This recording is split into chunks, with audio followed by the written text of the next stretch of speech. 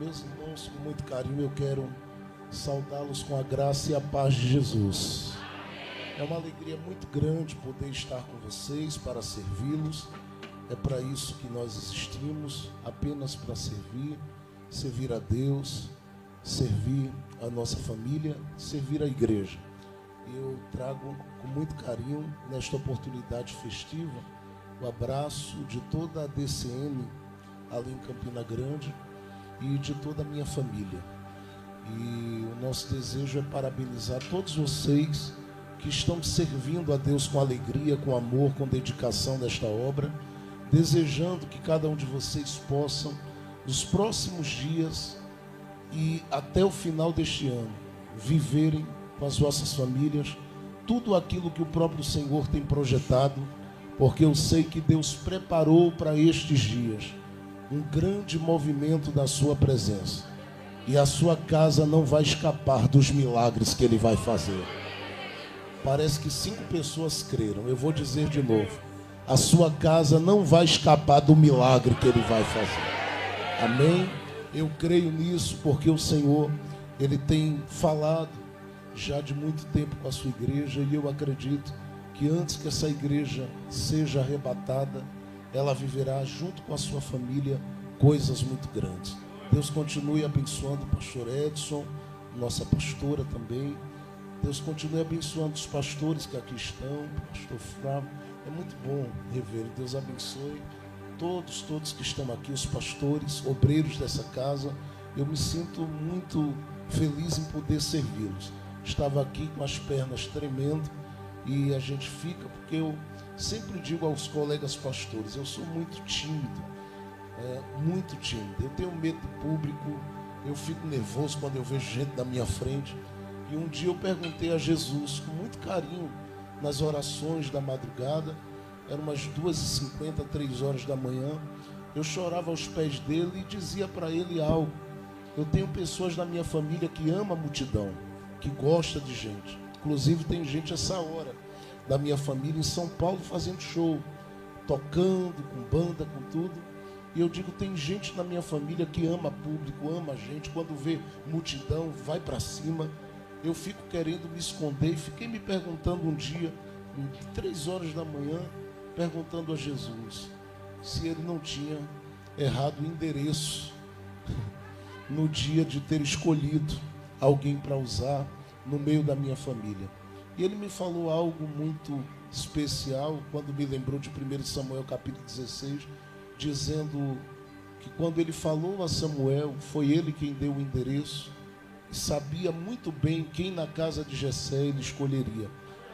E quando eu ouvi isso, ele falou muito forte ao meu coração, e eu estou falando isso porque tem gente aqui que precisa ouvir, e Deus está confirmando algo para a vida de gente que tem chamado aqui. Ele me disse com muito carinho, eu não erro a cabeça que eu quero ungir. Eu não erro a cabeça que eu quero ungir.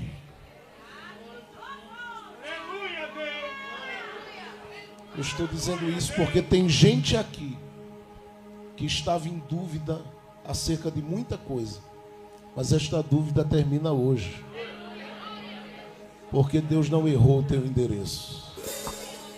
É Ele quem vai te capacitar, te habilitar e te dar graça.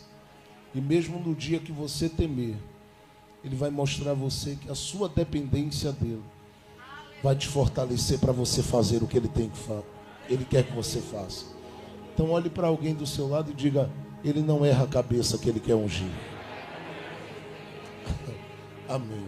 Deus abençoe esta obra. 15 anos construindo alianças. Deus prospere vocês abundantemente. Abra comigo a sua Bíblia, por favor. Eu vou tentar não me demorar muito. Evangelho de Jesus, conforme escreveu Lucas, no capítulo 1. Lucas, no capítulo de número 1. Eu sei que foi lido um versículo aí. Eu quero ler alguns versículos que estão inseridos aí em Lucas, no capítulo 1. Glória a Deus. Se você puder dizer um aleluia, diga se você achou. Lucas 1, verso 5 em diante, diz assim: Existiu no tempo de Herodes, rei da Judeia, certo sacerdote chamado Zacarias, da ordem de Abias, e cuja mulher era das filhas de Arão, e o seu nome era Isabel. E eram ambos justos perante Deus, andando sem repreensão em todos os mandamentos e preceitos do Senhor. E não tinham filhos, porque Isabel era estéril, e ambos eram avançados em idade. E aconteceu que, exercendo ele o sacerdócio diante de Deus, na ordem da sua turma, segundo o costume sacerdotal, coube-lhe em sorte entrar no templo do Senhor para oferecer incenso. E toda a multidão do povo estava fora orando a hora do incenso. E um anjo do Senhor lhe apareceu, colocando-se em pé à direita do altar de incenso. E Zacarias, vendo-o, turbou-se e caiu o temor sobre ele. Mas o anjo lhe disse: Zacarias, não temas, porque a tua oração foi ouvida. E Isabel, tua mulher, te dará à luz um filho, e chamarás o seu nome João. E terás prazer e alegria, e muitos se alegrarão no seu nascimento, porque será grande diante do Senhor. E não beberá vinho nem bebida forte, será cheio do Espírito Santo, já desde o ventre da sua mãe. Verso de número 18. Disse então Zacarias ao anjo: como saberei isto? Pois eu já sou velho, e minha mulher avançada em idade. E respondendo o anjo disse: eu sou Gabriel, que assisto diante de Deus, e fui enviado a falar-te e dar-te estas alegres novas. E eis que eu te digo: ficarás mudo e não poderás falar até ao dia em que estas coisas vierem a acontecer. Porquanto não crestes, duvidastes, questionastes minhas palavras, que a seu tempo elas irão se cumprir. Amém. Levante a sua mão comigo, por favor. Diga assim: Jesus, eu preciso que tu fales ao meu coração. E eu prometo que enquanto o Senhor fala por meio da sua palavra ao meu coração, eu vou glorificar somente o teu nome. Amém. Dê um glória a Deus já para adiantar. Tome seu assento, por favor. Eu sei que eu estou falando para gente que tem promessa de Deus na vida. E olhando para a Bíblia, a gente pode perceber que existem algumas verdades ligadas às promessas e que podem ser percebidas dentro desse capítulo 1, uma vez que aqueles que estão inseridos dentro do contexto deste capítulo 1, principalmente, aparecem entre os versos 5 e os versos de número 19 desse capítulo, são pessoas cuja casa, a história, a família, estão debaixo de uma promessa. Talvez na mente deles, a visão que eles têm da promessa que está sobre a casa deles, ela aponta uma direção. Por que eu digo isso? Porque quem aparece aqui é tanto Zacarias como Isabel, ou Elizabeth, como você queira chamar, porque algumas traduções mais antigas apresentam ela como Elizabeth. Mas aparece aqui a figura de Zacarias e de Isabel, que quando são inseridos neste contexto, segundo a narrativa bem rebuscada de Lucas, eles são apresentados aqui nada mais, nada menos como uma família sacerdotal. E eles são sacerdotes não porque foram levantados para serem uma resposta a uma geração onde o sacerdócio nos seus dias estava vivendo danos, porque isso aconteceu com Samuel. Todo o seu projeto de vida poderia ser outro se Ana não tivesse achado a porta para ele entrar. E Deus decidiu inseri-lo dentro de um contexto, porque viu que o sacerdócio estava danificado na sua geração. No caso de Zacarias e Isabel, eles não estão entrando por janelas, eles estão aqui herdando essa história sacerdotal e vivenciando esta história sacerdotal, porque eles herdaram isso de uma árvore genealógica que foi estabelecida pelo próprio Deus. O próprio livro de Miqueias, no capítulo 6, verso 4, faz questão de dizer que o próprio Deus foi quem estabeleceu pessoas como Moisés, Miriam e também Arão para cumprirem a sua missão na terra. E Arão, particularmente, é o pai desse casal. Eu digo que ele é o pai porque nessa árvore genealógica, do ponto de vista sacerdotal, ele é o homem a quem foi entregue o bastão. E este bastão ficou o nome dele cravado ali, para que todos aqueles que viessem depois, herdando esse bastão, pudessem entender quem era a cabeça desse sacerdócio. E particularmente, este casal não teve o direito na vida de escolher ser ou não ser, porque quando nasceram, eles já nasceram destinados para viverem esta realidade do sacerdócio sobre a casa deles. Talvez na mente, no coração, quando eles estão envolvidos com esse sacerdócio, tudo que eles trazem na mente é: se um dia nós tivermos um filho, esse filho será também sacerdote como eu sou. O que eles não levavam em consideração é que eles seriam surpreendidos por um tempo de portas fechadas quanto à maior realização do coração de um sacerdote. Porque particularmente se o sacerdócio ele é hereditário e ele passa de pai para filho, se entende que havia uma expectativa no coração tanto de Zacarias como no coração de Isabel. O que eles não contavam é que eles estariam dentro desse contexto sacerdotal inseridos, tendo que lidar com essas portas que estavam fechadas. Fechadas porque a mulher não tinha a possibilidade de ser produtiva e responder à semente que era semeada. E por não ter essa condição, eles vão ter que lidar muito. E eu sei que isso traria dores ao coração de qualquer pessoa, porque não tem nada mais difícil e mais complicado, não há nada mais complexo do que lidar com a realidade de você saber que você vem de uma linhagem marcado por uma promessa que tem uma dimensão sacerdotal, e você viver cheio de expectativas quanto à continuidade do que você começou, daquilo que você recebeu, e não ver isso se concretizando, se realizando, acontecendo e se revelando como algo que se cumpre ou que se manifesta como bênção sobre a sua vida. E se dói no coração da gente, eles também são humanos, eu sei. Doía no coração deles. Só que eu percebo que eles começam a descobrir algumas coisas. E eu sei que ele, como sacerdote, conhecia as coisas que foram ditas, desde o Pentateuco até as vozes proféticas que ecoaram em todo o Antigo Testamento, anunciando a vinda do Messias. E entre as grandes promessas e profecias que foram liberadas acerca do Messias, eles tomam ciência, e eu sei que eles têm conhecimento disso, de que havia alguém que já estava estabelecido na memória de Deus para ser responsável por preparar o caminho pelo qual o Messias iria andar.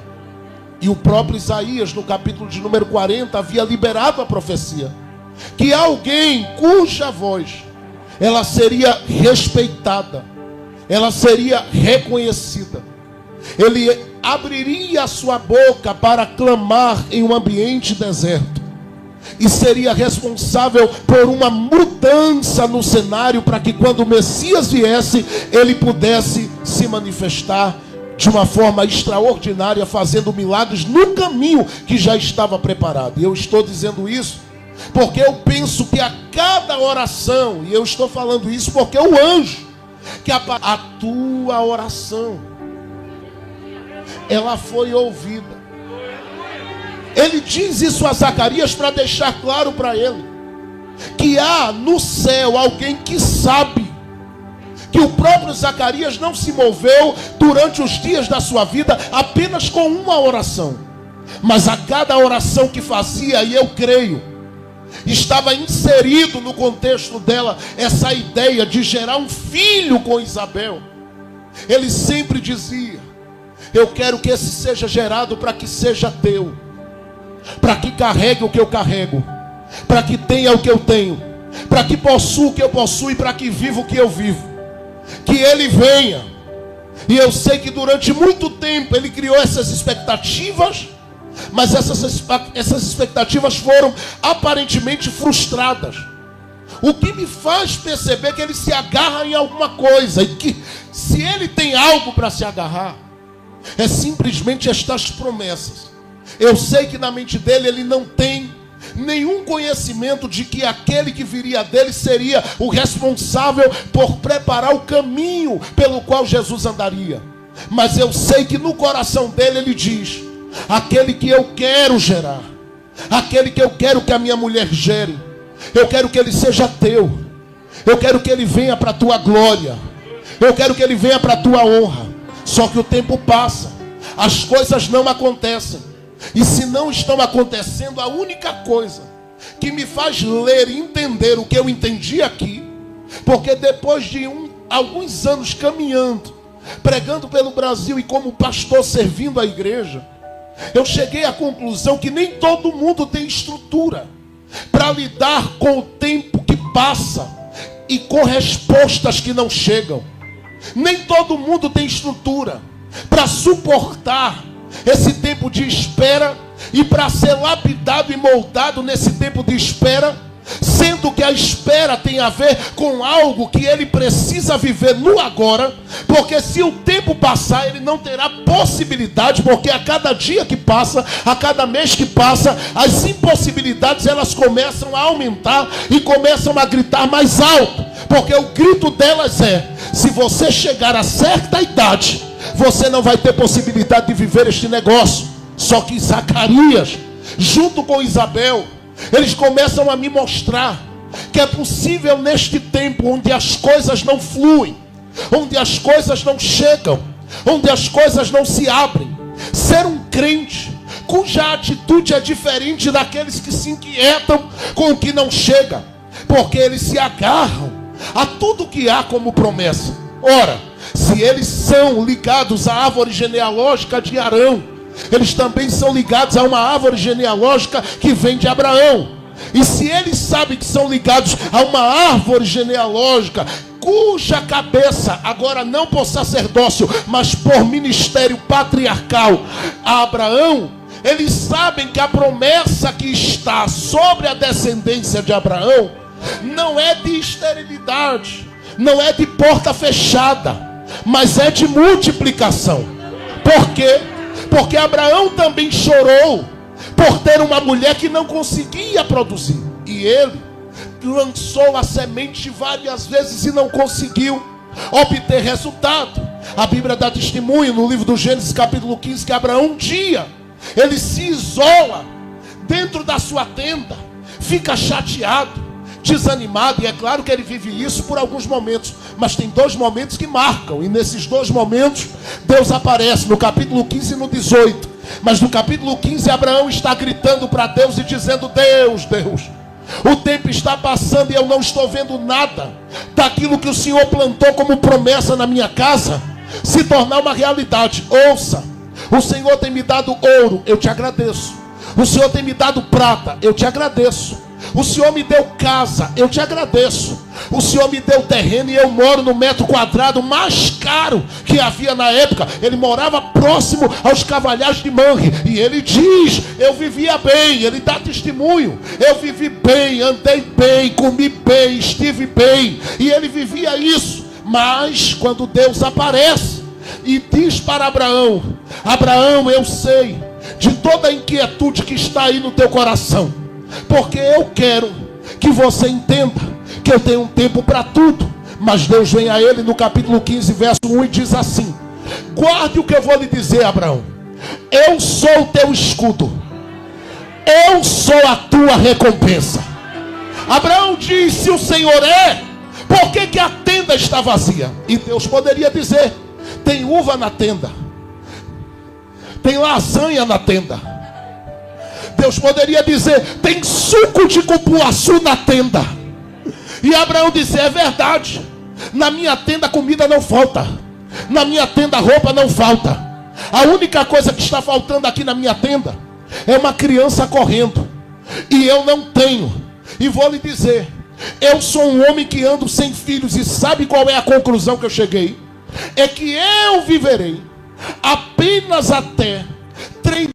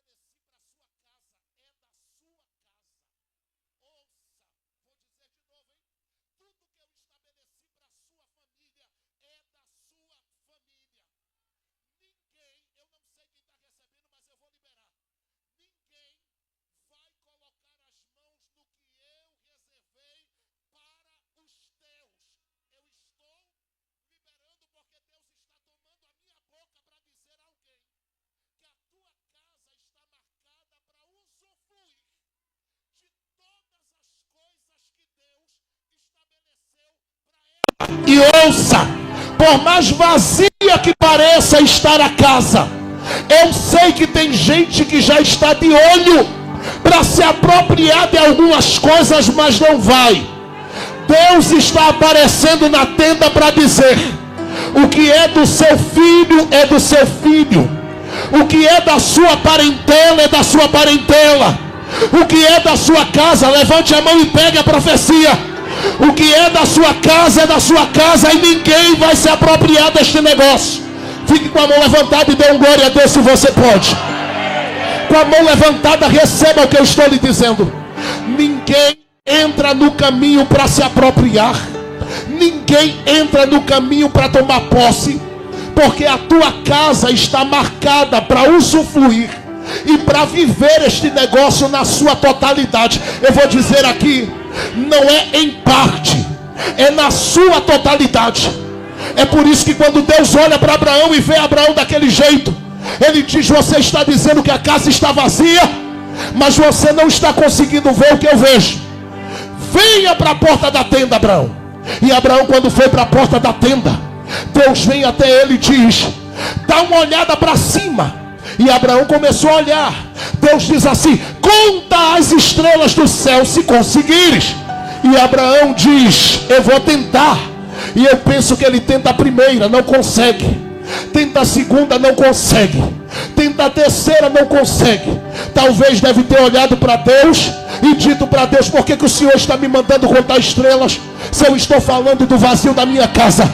E Deus deixa claro para ele: é para você entender que tudo que está faltando na sua casa não está faltando lá em cima. Eu vou dizer mais uma vez: tudo que está faltando na tenda, tudo que aparentemente está faltando na casa, pode faltar embaixo, mas aqui em cima tudo está ali estabelecido e não falta nada. Eu vim profetizar para alguém aqui: tirar os olhos do ambiente que você está. Porque se você estiver olhando para aquela empresa, estiver olhando para aquele lugar de trabalho, se você estiver e continuar olhando apenas para o ambiente onde você estuda, você só vai ver vazio para lá e vazio para cá. Você só vai contemplar um ambiente seco, inseguro, marcado por medo, por pânico, por desespero. É por isso que Deus está convidando alguém que tem promessa da parte dele a tirar os olhos do ambiente vazio e olhar para cima. Porque eu vou dizer a alguém aqui, para ver se alguém dá glória a Deus e pega esta palavra.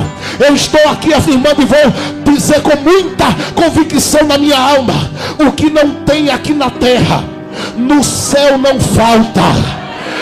Eu vou falar mais uma vez para quem tem fé, porque eu já estou sentindo que a nuvem da glória de Deus, ela está entrando da porta para cá. E ela vai agarrar algumas pessoas que estão aqui, porque tem pessoas que vão sair daqui tirando os olhos das dívidas, tirando os olhos da preocupação, tirando os olhos daquilo que inquieta, e vão começar a olhar para cima, porque em cima está quem provê, em cima está quem cuida, em cima está quem cura, em cima está quem sara, em cima está quem abre. Eu vou continuar para ver se você melhora o glória a Deus aí. Em cima está quem cura, em cima está quem abre, em cima está quem trabalha, em cima está aquele que tem toda a autoridade. Se você crê que Ele está no controle da sua vida, levante a mão e abra a boca bem alto, porque esta noite Ele está te chamando para olhar para as alturas, porque tem algo maior te esperando. Diga comigo, mas diga bem forte. Diga comigo, mas diga bem forte. Diga: a promessa vai me manter de pé. Fale alto. Levante a sua mão assim, balance a sua mão, porque você está agora apontando para o local, não só onde está aquele que está no trono lá em cima.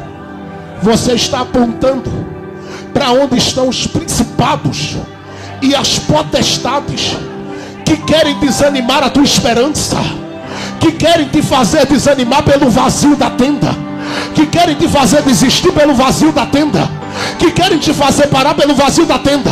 Balance a sua mão bem forte e grite bem alto comigo. Diga: a promessa vai me manter de pé. Diga bem forte, diga: ouçam aí, porque eu estou assentado em regiões celestiais agora.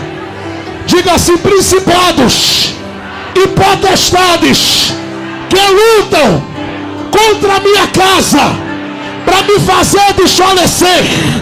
Diga bem alto, diga: vocês não vão parar a minha família, porque eu sei em quem eu tenho crido.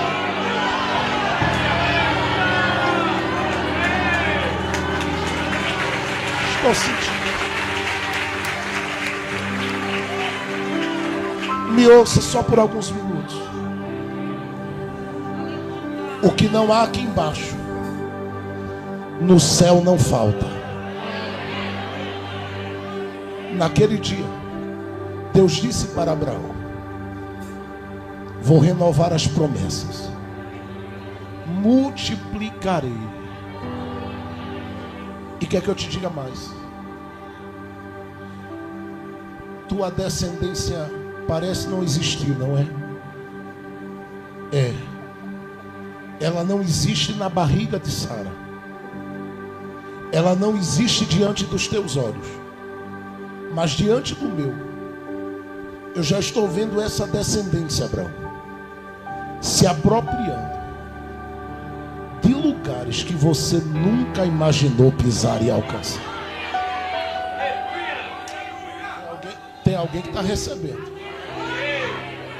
Eminaia. Deus disse, capítulo 15 do Gênesis, verso 18: eu faço uma aliança contigo e com a tua descendência, que eu darei a esta descendência terras, terras e terras. Todo mundo que vem depois de Abraão se move com essa convicção. Na minha casa, ouça o que eles creem: não há portas fechadas.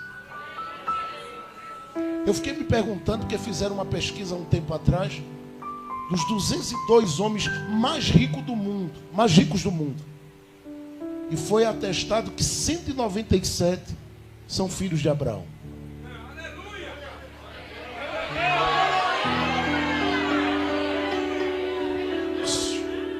Não tenha problema com dinheiro, não, e nem com riqueza daqui, porque isso aqui,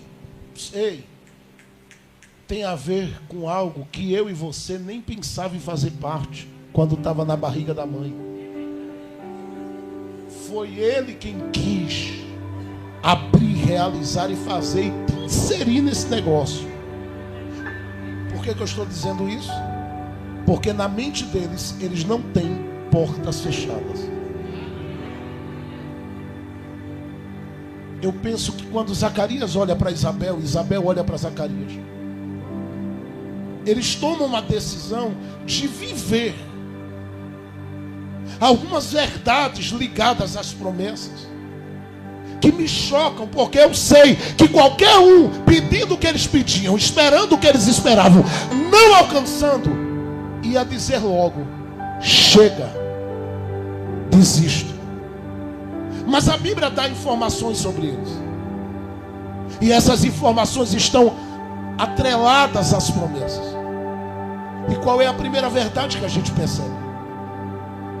A Bíblia diz que no tempo, capítulo de número 1, verso 5, no tempo em que alguém, por nome de Herodes, está reinando na Judeia, a Bíblia diz assim: havia um casal que era justo diante de Deus.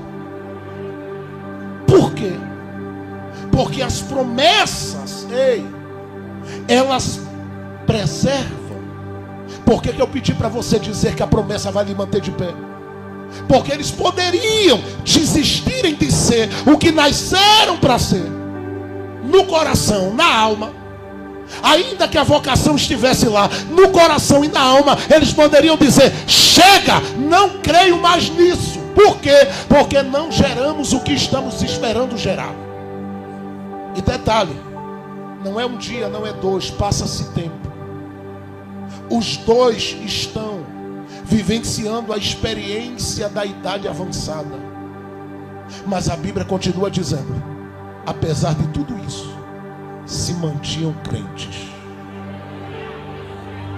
Porque tem muita gente que deixa de ser quando não recebe.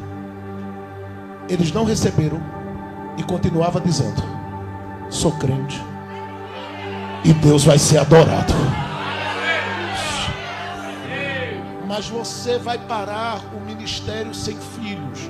Sou crente e Deus vai ser adorado. Mas você não viu nada daquilo que você precisa ver para dormir em paz quanto à vocação que foi dada à sua família. Não tem problema. Deus não me deu, pois eu vou adorá-lo. Porque apesar de tudo, a melhor coisa que eu sei fazer nessa vida é ser crente para viver para Ele todo dia da minha vida. Eles eram justos. Segundo, o texto diz que as promessas preservam eles. Mas em segundo lugar, diz também que estas promessas, neste tempo, faz com que eles que tudo aquilo que eles estavam sonhando não ser alcançado. Isso me chama a atenção, porque quando a Bíblia diz que eles não eram pessoas dignas de repreensão por causa do caráter polido, eu percebo que a coisa não para apenas no sentido da honestidade, da prática de vida fiel diante do coração, elas não terem chegado e não